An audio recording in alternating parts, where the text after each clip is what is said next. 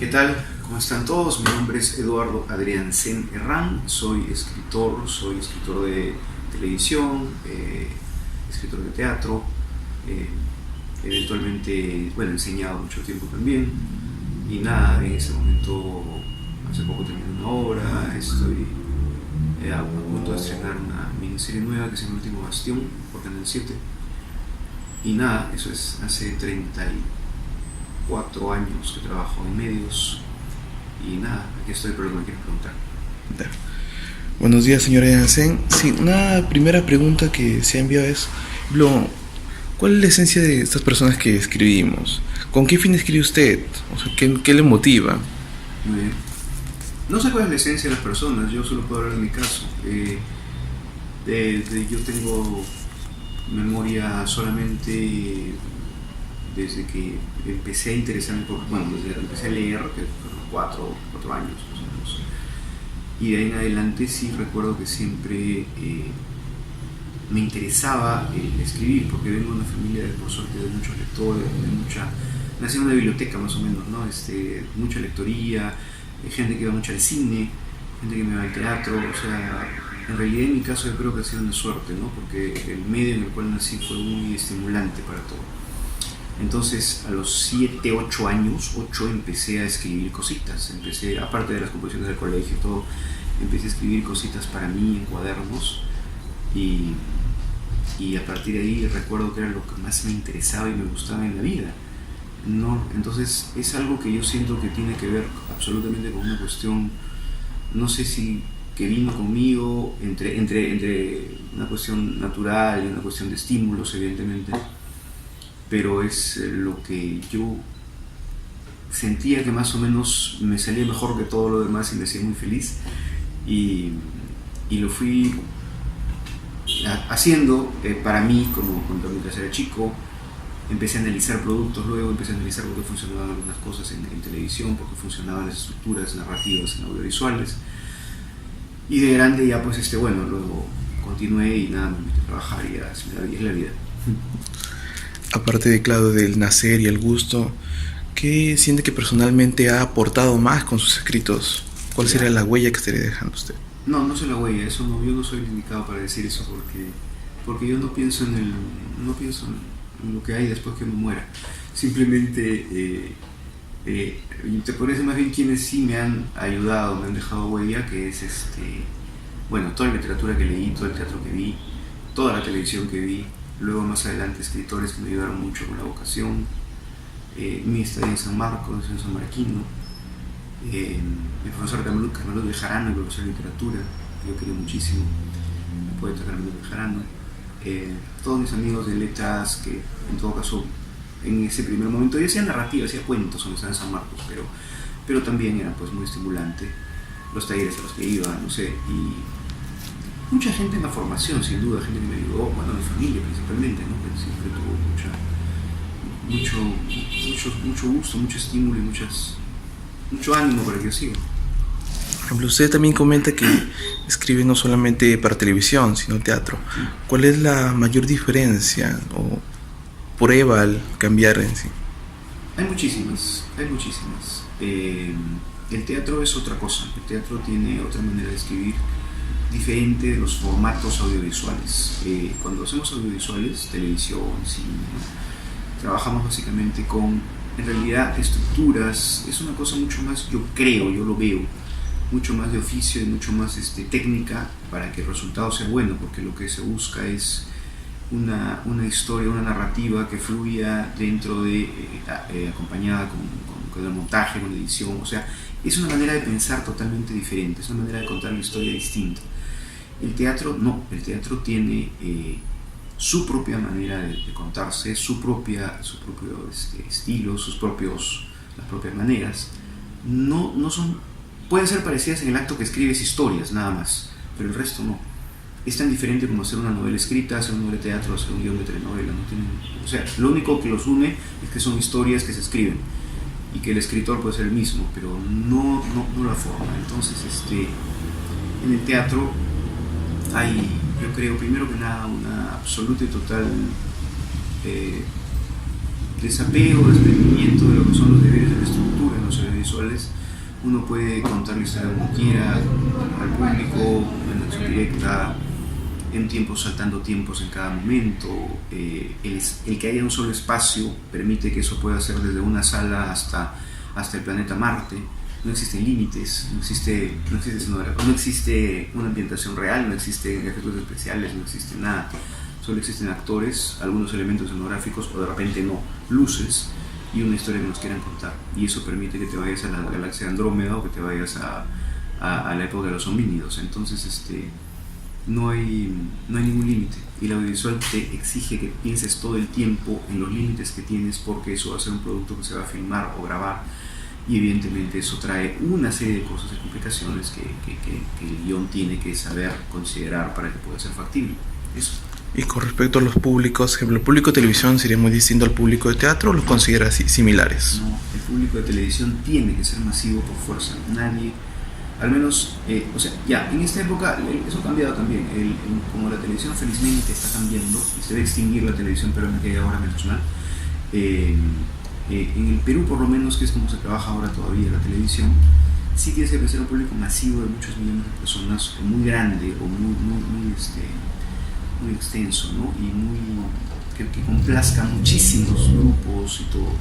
Es complicado por eso, en verdad. El problema de la televisión en el Perú concretamente es ese. En el mundo ya no, están trabajando para fajas, para fajas etarias y para edades y para públicos absolutamente globales.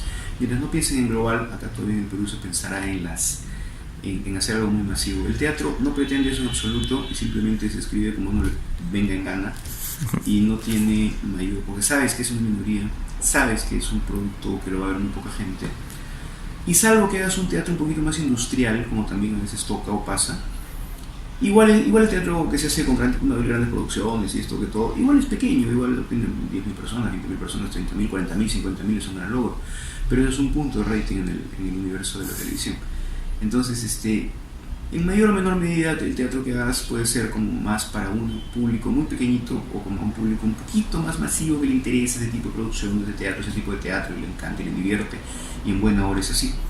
Pero la televisión, por fuerza, tiene que pensar en mucha gente. Bueno, a ver, pasamos. Por ejemplo, esa es una que también me ha hecho un poco el lector. ¿Cómo lidiaría usted con los huecos argumentales o ciertos vacíos creativos? Sé que usted trabaja 10 horas escribiendo seguidas, ¿no? Cuando estoy trabajando, sí. Cuando estoy en tiempo de trabajo, sí. No tengo eso, porque en la televisión no es algo que... O sea, en la televisión no vienen lagunas, ni huecos, ni nada de eso, porque todo el tiempo sabes lo que tienes que hacer, porque todo el tiempo trabajas en una estructura que va a determinado punto, y eso es lo que habías pensado de antes. Las reuniones de trabajo de los guionistas cada semana son para ver justamente de qué va esta semana el trabajo de guión, y entonces nunca, lo único que tienes siempre son pendientes, todo el tiempo tienes pendientes, pero nunca tienes lagunas ni huecos. No existe eso en el escritor de televisión. Siempre sabe a dónde va, aunque esté haciendo una cosa horrorosa, siempre sabe a dónde va. Siempre sabes lo que tienes que hacer al día siguiente, siempre, y más bien lo que pasa es que te falta más bien como llenar huecos, o sea, no te alcanza la acción para llenar a veces. Pero en el teatro puede haber paras, puede haber vacíos, y eso sucede cuando no tienes claro tu tema, en mi opinión. Cuando no tienes claro exactamente de qué estás escribiendo, de qué va lo que haces. Cuando no lo tienes claro antes de empezar a dialogar, evidentemente va a suceder. Me ha pasado algunas veces en la vida. En ese caso he dejado completamente de escribir lo que estaba haciendo y me he centrado a ver si el tema me motiva lo suficiente o si el tema está contado de la manera como debe contarse. Y tal vez me ha sucedido también que no, entonces simplemente aborto la obra, se acaba, fin, se tira el tacho. Porque hasta que no tengas bien claro en tu cabeza cuál es tu tema real, eso vale también para guiones de cine, que son muy pequeños, que tienen 1 hora y media o 2. Mientras no tengas claro lo que quieres contar como tema en una narrativa de 2 horas, entonces sí van a haber esos problemas. Si lo tienes claro, no, simplemente habrá como, ok, paras, cansancios, de pronto ir por este otro lado, pero si tu tema te gusta, va a fluir. Pero ya, ¿tú cómo lidia usted cuando trabaja con el director o cuando es una coescritura? Me dice que se reúnen una vez a la semana. Sí. ¿No hay una especie de lucha de egos, tal vez, como yo quiero que siga por este lado? Si existe eso, el líder es malo. Oh. No puede existir. O sea, no existe eso. Los guionistas, el equipo de guionistas tiene por fuerza una cabeza, y esa cabeza es la que finalmente da pase o no a las historias o a las ideas del resto del equipo. El equipo es importantísimo, todas las historias, todas las ideas de todo el equipo, sea cual sea la jerarquía dentro del equipo, es exactamente lo mismo, pero finalmente el jefe de equipo es el que le da pasión, porque es el responsable político de la historia. No existe ninguna posibilidad de que haya ese tipo de situaciones, porque si las hay, el liderazgo está mal y hay alguien que tiene que salir. Tan simple como eso. Es bastante militar el asunto, es bastante disciplina absolutamente como vertical en el momento que hay algún tipo de conflicto. Los equipos de guionistas no son la creación colectiva donde todos somos, hacemos lo que queremos, eso no existe. Tiene por fuerza una cabeza que es la que está en comunicación con el productor, que es la persona que más poderosa de todo el rodaje, que es la que finalmente decide también, con la cual el cabeza de guionista trata directamente, no así los demás. Entonces no hay manera, es una jerarquía muy, muy clara, yo diría militar, por eso digo, en la cual no tiene que haber ese tipo de problemas. Si los hay, ese equipo funciona mal y hay un problema grave de líder. Ejemplo, y si ahí en la grabación misma, por un fallo que ha sido, se cambia un poco la historia en la hora de grabación, ¿cómo lo trabaja después el jefe de guionistas? Los directores no pueden hacer eso teóricamente. Si lo quieren hacer, tienen que responder ante producción. Los escritores le preguntan al productor qué ha pasado, si es que ven una cosa rara.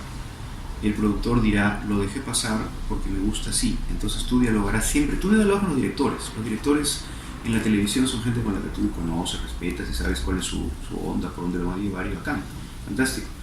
Pero no necesariamente tú tienes como escritor un diálogo con los directores en la televisión. En la televisión está hablando. Ni en el cine, bueno, no sé si en el cine, pero en todo caso en la televisión no lo tienes, porque ellos responden ante producción, la producción general, que es la persona con la cual tú tienes la comunicación directa, eso sí. Entonces, de haber algún problema uno acude a producción, pero no acude de frente al director. Okay. Bueno, ahora, ¿qué considera entonces más influyente tanto a la hora de escribir? ¿El público influye bastante en la obra o la obra es la que influye más en el público? Depende de qué estamos hablando. Si Ejemplo, ¿En cuál formato? Ahorita en televisión. En televisión el público es vital, es básico, es clave. Se trabaja para eso. Se trabaja de acuerdo a lo que teóricamente me interesa ver, lo cual puede ser falaz también, pero bueno. Y tiene muchas cosas que ver con ediciones y todo. Es un tema espinosísimo que ahora los comunicadores recién lo están empezando a tratar de desglosar bien con lógica, no con las ideas preconcebidas que había antes. ¿Qué cosas se trabaja por el público? Sin la menor duda. Sí, es lo vital, es lo principal. Si no, ¿para qué uno hace televisión? No entiendo, no veo para qué. No, digo, también se le debe retar al espectador. No, no se le quiere, al espectador, ¿no? Peruano. Yo hablo de la televisión que hacemos en el Perú, los que hacemos televisión, que somos 10 gatos. Acá no hay que retar a nadie, porque si retas a alguien te despiden. Acá se quiere lo digerido, lo fácil, lo masticado, lo rápido, lo ya. Y si trata de salirte de eso, posiblemente el canal o la producción te despide. En otros países no. En otros países, como hay una visión de televisión global, o sea, este producto puede servir aquí, allá, en cualquier país, en cualquier latitud, y se trabaja de otra manera. Evidentemente, sí hay productos mucho más transgresores que buscan otro tipo de públicos y como tú dices, retar al espectador, sin duda. Y la mejor televisión está hecha de eso. Pero en el Perú eso es una cosa impensable, utópica, por ahora. Por ejemplo, bueno, un caso suyo es que usted escribió la novela Qué buena raza, sí, en el cual se introdujo lo que era la inclusión de personajes multirraciales y se ponían mesa esos temas. Sí, claro. Se retaba un poco más al espectador. Pero es que el espectador está preparado para eso. Lo que pasa es que las telenovelas tienen mucho que ver con la época y la sociedad. En ese momento de efervescencia, como de cierto, después de lo que pasó el 2000, ¿no? Y el fraude y toda la cosa, y las elecciones que hubo, y Toledo y todo eso, y el neoliberalismo que seguía y toda esa macana, había como una sensación optimista en la cual se quería hablar también de los problemas sociales del Perú, y había un público muy interesado en ver eso. En mi opinión, igual que ahora. Si ahora no lo hacen es porque son cobardes los que ponen la plata en la televisión, pero en ese momento había ese mismo tipo de, yo creo, esa efervescencia política de querer ver y que hable claramente la televisión de los problemas que sucedían. Entonces, en realidad, sí fue arriesgado, porque era hablar con todas sus letras de un tema sin disfrazarlo, sin ponerlo suave, sin ponerlo light, pero fue una apuesta, en mi opinión, yo estaba absolutamente seguro que iba a ser un éxito, porque yo sentía el pulso de la gente, el pulso de lo que se quiere ver ahora. No olvidemos que es una época pre-streaming, donde el cable aún es elitista, donde todavía la televisión por señal abierta es lo que manda. Entonces evidentemente yo también pensaba como un productor o como un generador de televisión de contenidos sin esos otros competidores. El cable era pequeño, tendría 10 puntos tal vez, y el streaming no existía. Entonces era un momento en el cual la televisión necesitaba, el público en general necesitaba ver ese tipo de temáticas, ver ese tipo de problemas en una narrativa suya, peruana absolutamente, y por eso, en mi opinión, no era tan arriesgado. Los que pusieron el dinero en el canal estaban asustados porque pensaban que podía no funcionar, pero en realidad funcionó y ahí está. Eso te da una idea de que tú tienes que pensar cuando presentas un producto en dónde estás parado en términos sociales, políticos e históricos. No existe la televisión impune, ni la televisión sin ideología, ni la televisión fuera de la realidad, eso no existe. Incluso la televisión que parece más evasiva fuera de la realidad está respondiendo a una idea o una ideología que se quiere vender en ese momento social.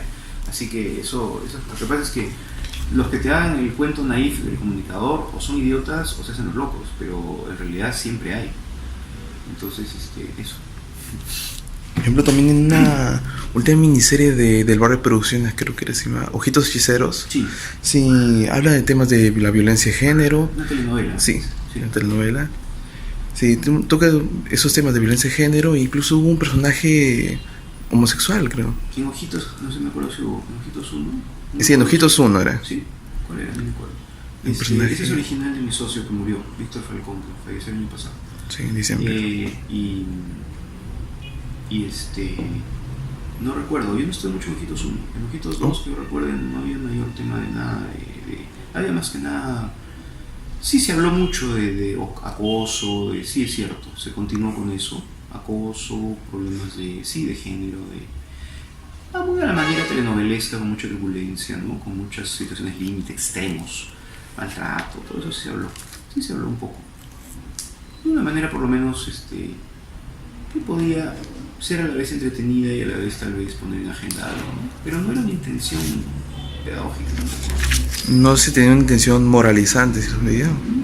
O sea, la moralina siempre acompaña el tipo de telenovela melodramática clásica, eso es inevitable. Pero no era pedagógica tampoco, en la medida que tampoco le daban muchas soluciones, solo se mostraba una situación, una persona que podía huir de ella, pero no llegaba a tener una cuestión pedagógica, como se entiende la pedagogía en la narrativa, o sea, como se entiende la narrativa de ficción en pedagogía, que es una especialidad, que eso lo desarrollé mucho en unitarios como cuentan, como conversamos con el alumno, en Canal 7, y luego también de manera muy sutil en El Último Bastión y en Nuestra Historia, ¿no? También de Canal 7, que sí necesita ese tipo de propósitos y de argumentaciones, ¿no? Sí.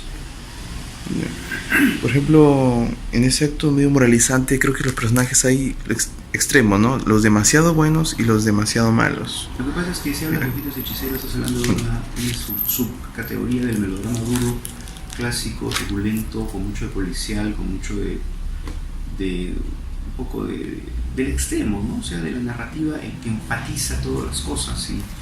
Y que en realidad se vuelve como casi como una asociación de eventos, ¿no? A cual más terrible que el otro, los personajes en los cuales los personajes están envueltos y de alguna manera pues tienen que salir de eso como las aventuras de una película, ¿no? En la cual se complica y se complica y se complica y se complica hasta que mueren los malos o no sé, ¿no?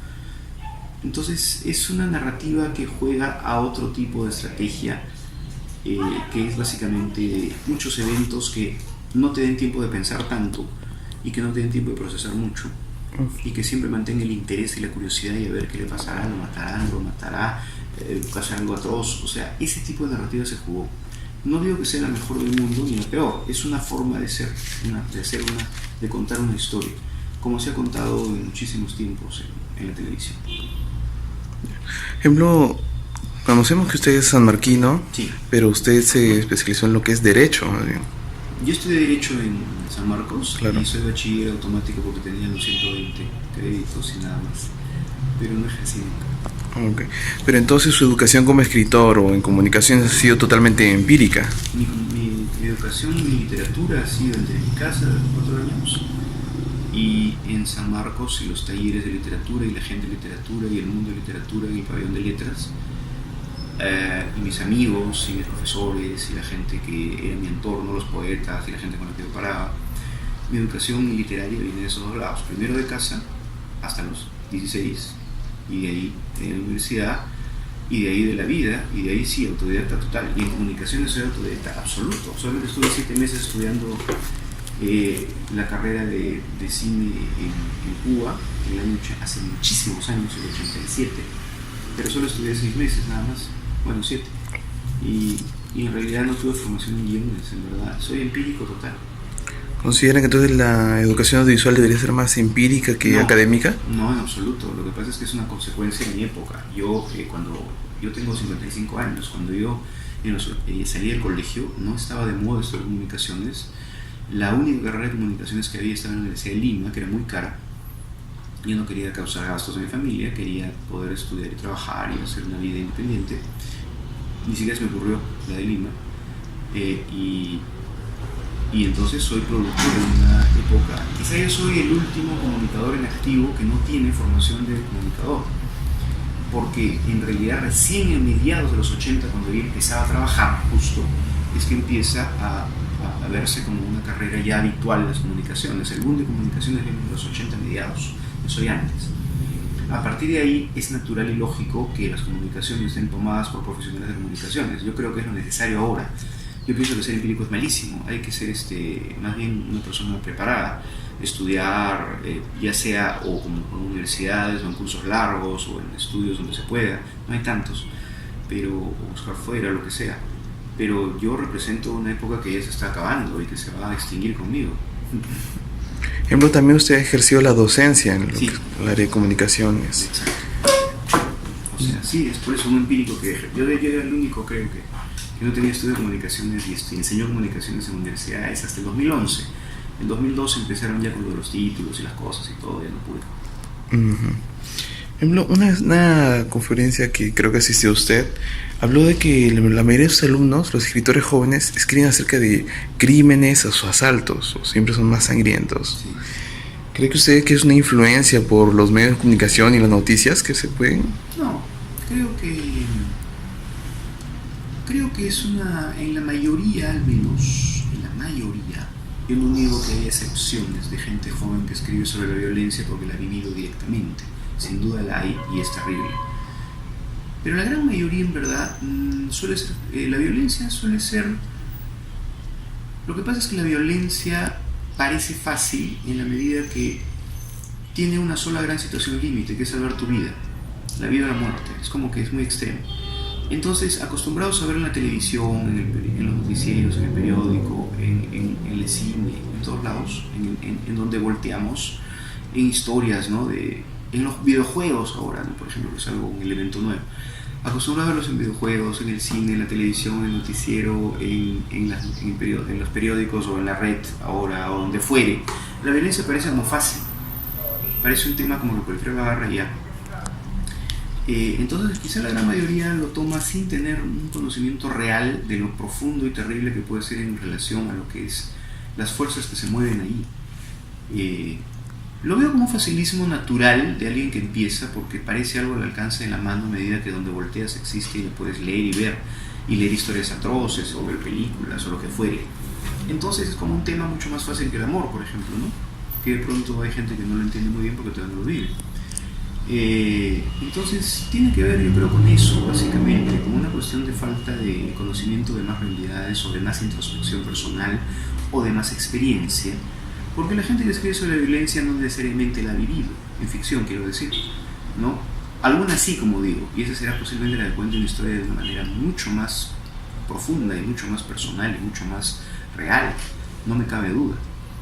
Pero en la mayor parte de los casos no es así. Suelen ser jóvenes de clase media o más o menos de una familia que los ha protegido de la violencia, que han oído mucho de violencia, que han escuchado muchos relatos de sus padres, o han oído cosas terribles de la época del terrorismo, o que ven los asaltos en su barrio también, no los han asaltado todavía, por eso digo, alguna gente lamentablemente sí lo ha vivido muy de cerca, pero quizá la gran mayoría no tanto, y más bien parece un tema más fácil. Eso creo.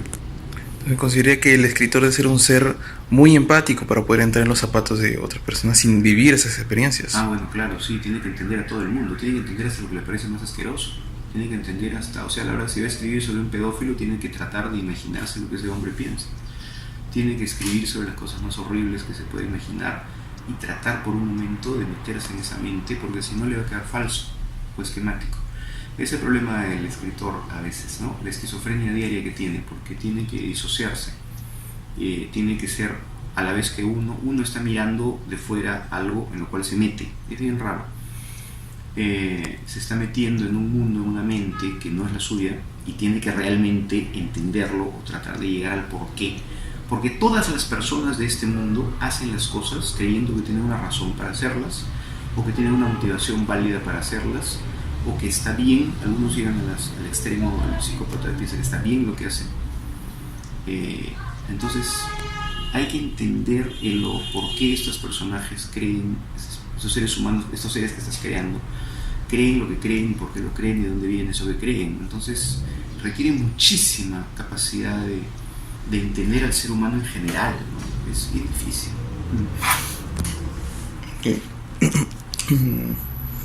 Bueno, número 15. Bueno, se ha hablado muchas veces que el guionista es como una especie de novelista frustrado. Yo no entiendo la frustración, nunca la he vivido ni me interesa vivirla. Yo soy guionista porque me encanta, no sé, quizá algunos lo sean, no lo sé. Yo empecé a escribir narrativa en prosa y no me gustaba tanto como hacer guiones. Empecé a hacer una novela narrativa, incluso el editor me decía, esta bonita, y la dejé porque no me motivaba tanto, porque ya estaba trabajando en guiones, porque no me gustaba hacer guiones. Así que no sé si alguna gente tendrá esa frustración, tal vez, qué pena. Pero me parece un poco raro porque escribir narrativa, si uno realmente quiere, o sea, lo hace, ¿no? Es mucho más fácil que una persona que escribe narrativa o que escribe novelas literarias consiga, aunque sea un editor pequeño o aunque sea saque su edición con mucho esfuerzo y la vea la luz, a que un guionista vea a la luz sus cosas. Es mucho más difícil. Entonces no entiendo por qué. Y bueno, más que nada se ha enfocado en el medio de lo que es televisión. Pero ¿por qué nunca otro medio más, aparte del teatro? Quizá el cine. O sea, nunca he hecho cine porque cuando yo empecé la gente de cine quería hacer, no había cine de género. En el Perú era como muy en la película del director, no el mundo del director. Entonces nunca he encontrado directores que piensen como yo y que empatemos exactamente igual. Y para hacer la terapia la verdad no me provocaba tanto. Aparte los procesos eran muy lentos y en 2 años que se hacía la película o el guión y todo, yo me hacía 5 telenovelas. Entonces yo, por una cuestión de ritmo personal y por una cuestión de, no sé, pensaba que el cine era muy bacán, pero si tú eres el que dirige la película y la escribes, ¿no? Siempre he pensado eso. Me parece un poco ingrato. Hay colegas míos que lo hacen maravillosamente bien y son los que le han dado peso al cine peruano en buena obra. Pero personalmente para mí prefería en todo caso no sé, hacer historias más largas, con formatos más largos, más negociadas indudablemente con la televisión, pero me era más atractivo, me era más divertido y para hacer cosas mías me refugié en el teatro. Y no el cine, ahora que hay cine de género, ahora que hay cine de formato, no comedia, eso, me han llamado unas cuantas veces ya, yo agradezco mucho, pero siempre estoy en una cosa larga. Entonces no lo he hecho por eso, porque no hay oportunidad y tampoco es algo que busque yo, no que lo busque. Ejemplo, una pregunta un poco más teórica, quizá. Ejemplo, como guionista, ¿cómo sabe manejar sus tiempos? Porque en teoría es una página de guion es 1 minuto en pantalla. Una falacia. En teoría. En teoría. ¿Cómo lo maneja usted? Porque, digamos, el programa que está haciendo la última opción dura, creo, el episodio 45 minutos. Que usted no puede desbordar eso. No. ¿Cómo? No se puede cortar nada tampoco. Exacto. Porque todo está exactamente milimetrado. ¿Cómo lo trabaja usted? Experiencia, ojo. Más o menos. Lo que pasa es que tiempar es más difícil. Yo me equivoco hasta ahora tiempando con el barrio, nunca tiempo bien. Y en otros casos tiene que ver con que tú sabes más o menos cómo lo van a... Tienes un conocimiento de también con qué equipo trabajas y si este equipo cómo lo va a hacer. En el caso de Bastión era muy fácil porque Era un producto en el cual era imposible cambiar primero una letra, un texto, porque rompías completamente la cadencia del lenguaje de época. Entonces eso tiene un ritmo. Era imposible también cambiar la locación porque no puedes, porque tenía que ser la acción ahí. Entonces más o menos te das una idea de cuánto puede durar en el peor y en el mejor de los casos. Normalmente trataba de evitar pasarme, entonces era un poquito más corto. En Del Barrio, que ya los tiempos se me han ido de las manos completamente, ya no importaba tanto porque finalmente la acción se cortaba o podía aumentar o podía hacerse más énfasis o podía ser más o menos ágil, no lo sé. Entonces, pero en realidad tiene que ver mucho con el equipo con el que trabajas. Está muy bien como teoría, pero depende del tipo de formato que uses también en guiones, porque yo uso un formato de pronto que la columna central es más gorda que en otras que es más delgada. Entonces, evidentemente eso será más de un minuto, de lejos. Depende si tu escena son 6 líneas de acotaciones, pero sobre una cosa importantísima, va a durar un pedacito de página y va a durar 1 minuto y medio, 2. Entonces depende mucho. Yo no creo que sea una medida muy confiable. En todo caso te ayuda, pero tienes que ver con qué equipo trabajas y cómo es la tónica de tu guión también, para ver qué tanto estás trabajando sin pasarte y sin que te falte. Es difícil. Por ejemplo, en sus inicios como en la televisión, creo, usted comenzó como asistente de guión en Carmín, ¿no? Sí, claro, sí, en el 85, hace 34 años. ¿Cuál es la labor de un asistente de guión? Era muy fácil. Había un cabeza de guión, un guionista líder, una cabeza que se veía con la estructura, y decía la estructura y te mandaba a hacer en mi caso 3 escenas por capítulo. Y eso era todo. Ya, entonces creo que bueno, las 2 últimas preguntas serían. ¿Cómo ve entonces a los escritores actuales así en medio audiovisual en el Perú? Tanto como cine, que ahora está enfocándose más en género, y ahora en miniseries, que bueno, ahorita... No hay mucha producción en televisión. Empezando por la televisión necesita urgentemente, eso es un tema demasiado largo, que excede, creo, la entrevista, pero necesita replantearse en todo sentido, en todo nivel, y la creatividad, si quiere sobrevivir en el Perú, porque de repente no quiere, mira, yo había visto todo en la vida. Si la televisión peruana quiere sobrevivir a lo moderno, a lo actual, a lo real, al mundo, al 2019-20, tendrá que cambiar muchísimo, en todo, en tónicas, en géneros, en formatos, en temáticas, en visiones.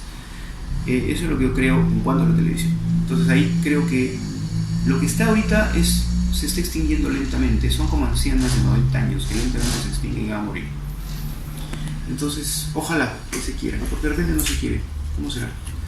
Y en cuanto al cine, yo creo que hay un grupo interesante de gente que está contando historias en el cine. Me gustaría que fuera en el teatro también, en el teatro y en el cine, que son cosas en las cuales se puede ir a una cuestión más personal, creativa, de lejos mucho más que la televisión, salvo excepciones. De lejos el joven creador de cine y de teatro tiene oportunidad de tocar muchas temáticas, lo que quiera, pero lo que sí me gustaría es que fuera un poquito más profundo o un poquito más vaya más allá de lo que a veces yo veo.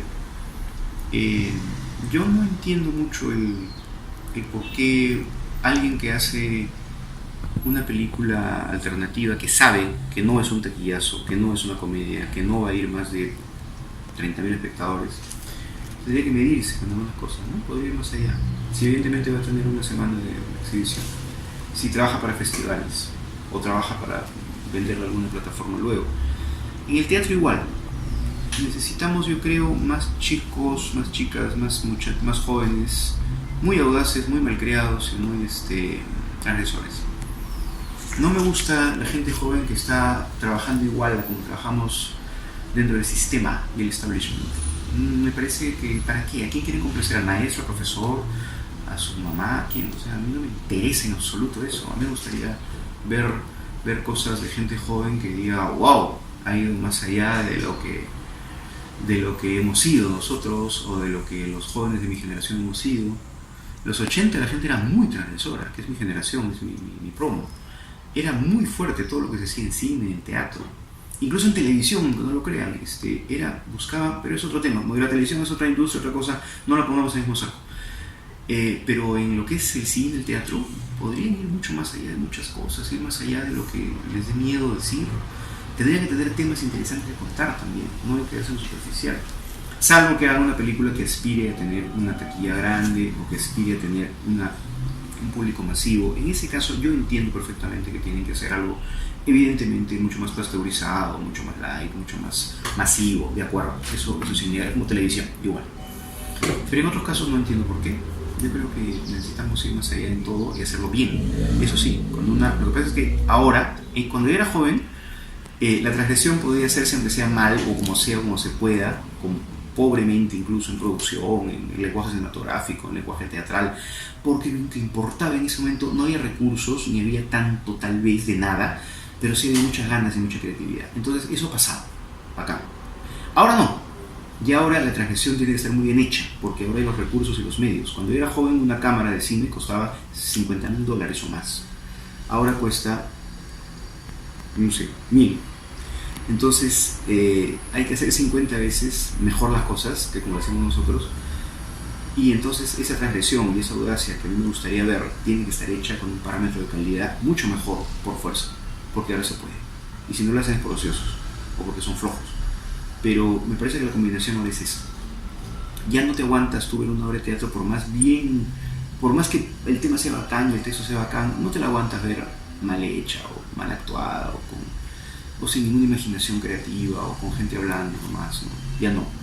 Necesitas ver algo más, una propuesta creativa bonita, sólida, un concepto bonito, igual en el cine. Bestial, que hagan películas fuertes, terribles, atroces, sobre mundos atroces, terribles, espantosos, pero muéstramelos con una linda foto, con un audio buenísimo, con una dirección de arte que vale la pena, con actores realmente buenos, bacanas, sí. Creo que eso es lo que falta y lo que me gustaría ver. Y también cosas buenas hay y me gustaría ver mucho más, indudablemente. Otra sería, es un poco más personal, ¿qué opinión tiene acerca de César Vallejo como novelista? Yo tengo un amigo que está queriendo adaptar ahorita el Tuxteno a un formato más audiovisual. Bien por ellos. No he leído el Tuxteno. ¿Oh? No, Vallejo me gusta la poesía, me gusta, Paco Yunque, como todos los niños del mundo he leído Paco Yunque 1000 veces. He leído Lockout en teatro. Debo confesar que no he leído casi prosa de Vallejo. Leí Lockout y vi montaje incluso, leí creo Colacho Hermanos, que es una obra de teatro también. Pues sí he leído, sí, por los humanos. No tengo por qué pensar tampoco que Vallejo sea un gran narrador. Si no está en el canon de grandes narradores, por algo será, no lo sé. No tengo una opinión muy válida al respecto. Bueno, entonces creo que con esto acaba un gran número de mis preguntas. Muchas gracias por resolver las dudas. Suerte.